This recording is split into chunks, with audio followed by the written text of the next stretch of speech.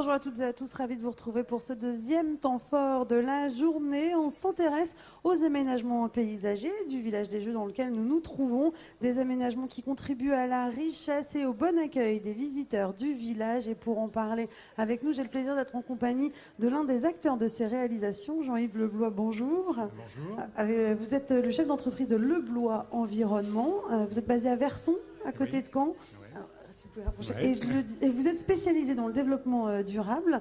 Vous vous êtes notamment occupé de l'aménagement paysager du pavillon de l'excellence normande. Autre implication des bas normands, et je vais vous demander votre avis dans quelques minutes, plus particulièrement des lycéens d'établissements d'enseignement horticole du Calvados. Ils ont été associés justement pour l'aménagement du village des Jeux. Au total, ils ont réalisé 60 bacs que vous pouvez découvrir un petit peu partout, étalés justement sur le parcours du village. On regarde ça en images. À l'entrée du village, il y a ceux qui viennent se promener et déambuler et ceux qui viennent découvrir leur travail. Aujourd'hui, ce sont les élèves du lycée agricole de l'Institut Lemonnier de Caen qui se rendent au village pour découvrir le fruit de leur travail, des compositions florales qu'ils ont réalisées. Oui, on a eu une préparation qui a duré, qui s'est échelonnée sur l'année pour penser le fleurissement, pour faire le choix des bacs. Et l'association des élèves s'est faite à la fin pour toute la phase réalisation des bacs. Donc ça a consisté à mettre en place donc, dans les bacs le terreau, les différents matériaux nécessaires, mettre en place les végétaux et assurer tout le suivi pour l'arrosage donc, pendant l'été. Voilà. Alors on a effectué un travail, on a fait des bacs.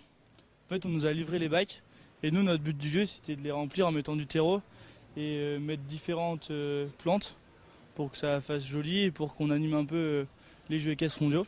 Bah ouais, c'est quand même intéressant parce que ça nous a mis on va dire une semaine à peu près pour tout faire.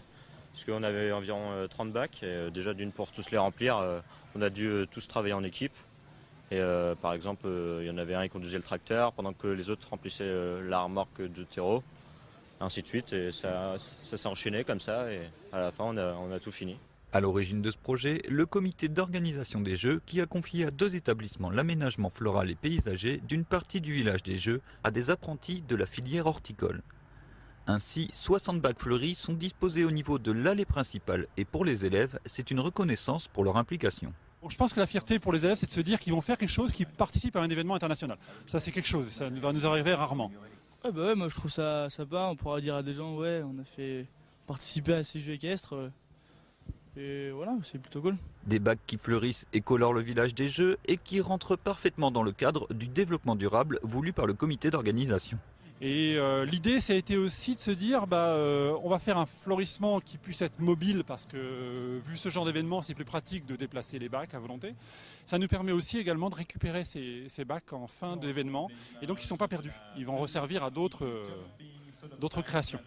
Pour les remercier de leur travail, les élèves ont eu le privilège également d'être invités une après-midi aux épreuves de CSO qui se déroulaient au stade d'Ornano.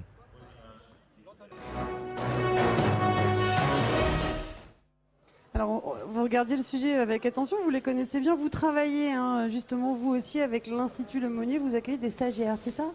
Oui, bien sûr. Donc, dans le cadre de leur formation, ces élèves ont donc des stages à faire en entreprise.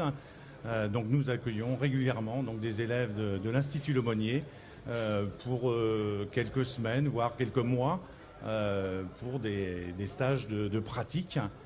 Donc, ils sont à même de réaliser avec nos équipes nos chantiers de création d'espaces verts. Voilà, l'émission est à présent terminée. On se retrouve dans un petit peu plus d'une demi-heure. On continue de s'intéresser au métier de la filière équine. Et aujourd'hui, on vous parlera insémination. À tout à l'heure.